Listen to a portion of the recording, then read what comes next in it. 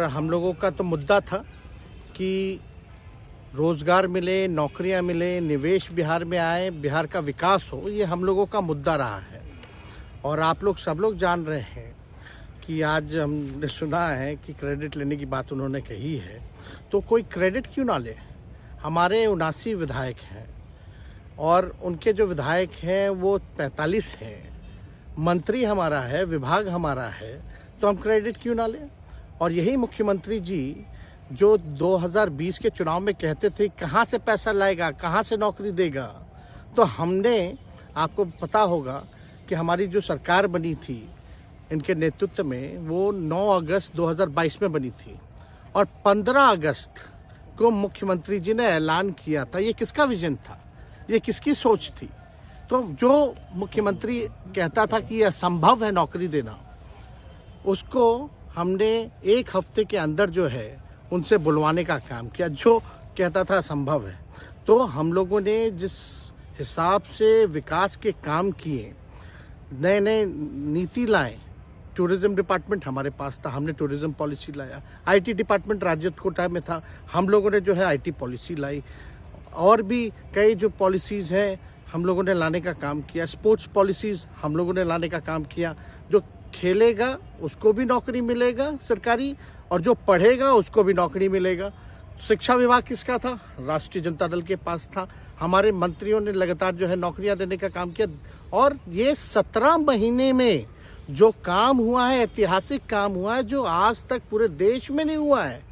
और ये भाजपा और नीतीश जी की तो सरकार 17 साल भी रहे, तो 17 साल बनाम 17 महीने जो काम हुआ, एक विभाग ने वर्ल्ड रिकॉर्ड बनाने का काम किया। एक विभाग ने एक दिन जो है 70 दिनों के अंदर जो है 2 लाख से भी ऊपर जो है हम लोगों ने नियुक्तियां पत्र वितरण करने का काम किया। ये ऐतिहासिक काम है, किसी भी राज्य में नहीं हुआ। और अब तक हम लोगों की सरकार ने लगभग जो है, जो गवर्नर ने भी जो स्पीच दिया अभी 26 जनवरी को, तो 3.5 लाख से ऊपर की बात कही उन्होंने, नौकरियां दिया। तो किसके राज्य में हुआ, किसका विजन था। तो कहीं ना कहीं से जो लोग कहते थे कि इनके लोग काम नहीं करते थे, हम लोगों ने तो इतना इनसे करवाया जिनका कोई विजन नहीं था, जो थक गए थे, थके हुए मुख्यमंत्री थे, उनको हम लोगों ने इतना काम करवाया। तो इतना काम तो हुआ ही है सारा। और आप लोग सब लोग जानते हैं कि जो भी बातें ये कह रहे हैं इनको खुद भी नहीं पता। हालांकि हम कोई व्यक्तिगत टिप्पणी नहीं करना चाहते हैं और हम इतना अपने लोगों को आश्वस्त करते हैं कि ना हमें गुस्सा है, ना हमें नाराजगी है। हम बड़े संयम रूप से हम लोगों ने गठबंधन धर्म का जो है पालन किया है और उसी हिसाब से हम लोग आगे जनता के बीच अपनी बातों को रखेंगे। लेकिन एक बात स्पष्ट रूप से मैं कह देना चाहता हूँ कि अभी खेल शुरू हुई है, अभी खेल बाकी है। और मैं जो कहता हूँ वो करता हूँ।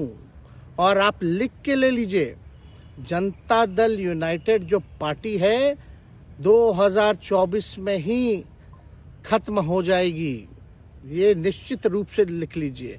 और अभी तो खेल शुरू हुआ है, खेल बाकी है।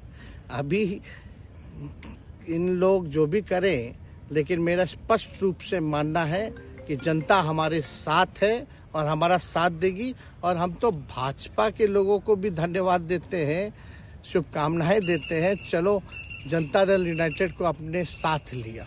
उन्होंने कहा कि आपने मजबूर कर दिया उनको। किस चीज की मजबूरी थी ऐसी, क्या तर्क देंगे? उनके साथ के सहयोगी पूछ रहे हैं, तर्क क्या देंगे? शिक्षा व्यवस्था में सुधार जो अब तक नहीं हो पाया था,